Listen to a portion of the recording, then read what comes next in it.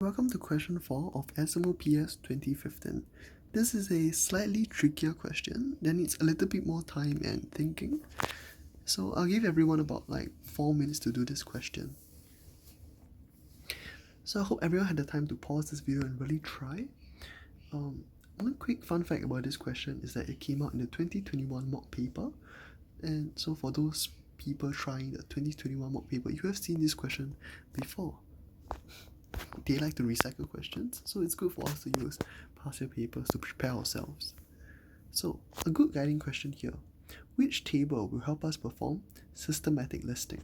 Systematic listing is basically guess and check.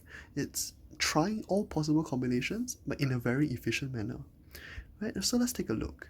One of the ways we can list it is having these columns here, red, yellow, green, having certain number of points from those red, certain number of points from those yellows, a certain number of points from those green, and then finding the total.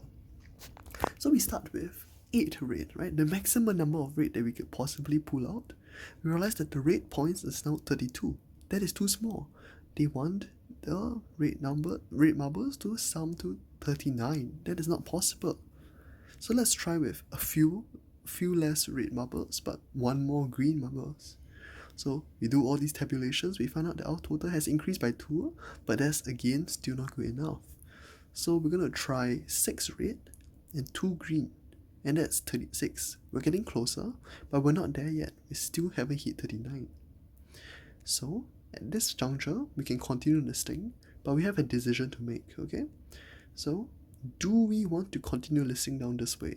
We have 6 red marbles, and we try to adjust. We have fewer green marbles but a little bit more yellow marbles. Do we want to experiment this? Let's think about it for a while. For anyone that answered no, you guys are correct, right? If anyone of you decide that these is not necessary, you guys are correct, because if you take a look at this table, we notice that actually we will have 35 and 34, which is even smaller than what we want. We want the number to grow bigger, not grow smaller. The reason why we know we don't have to try is very simple.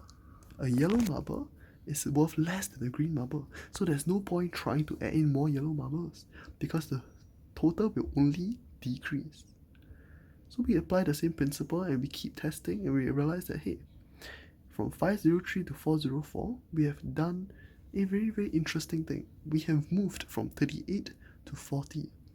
So what can we do now? We can continue listing down. Continue listing down the number of reds, right? Like 3 reds and 5 greens. But we're not going to do that anymore, right? Because we want to find the maximum number of red marbles. 4 seems like a very, very good candidate. The only issue now is that 40 is too big, right? We want there to be 4 red marbles, right?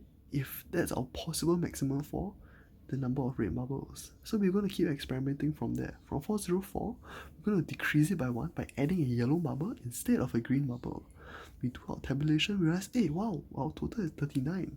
So the maximum number of red is 4. Anyone who just tried to list down all the way down to 3 will have unfortunately made a careless mistake. So let's extend this question, okay? So I'll give you 3 numbers. Any 3 numbers, the mean is 7. The product for these 3 numbers is 300, but all of these numbers is less than 11, and there will only be one prime number among them. Can you try to find all of these 3 numbers? For anyone who is a little bit confused as to what the mean is, again, the mean of n numbers is known as the average. It's the sum of all of these n numbers divided by n. So again, try this question and we'll go through this in the next lesson.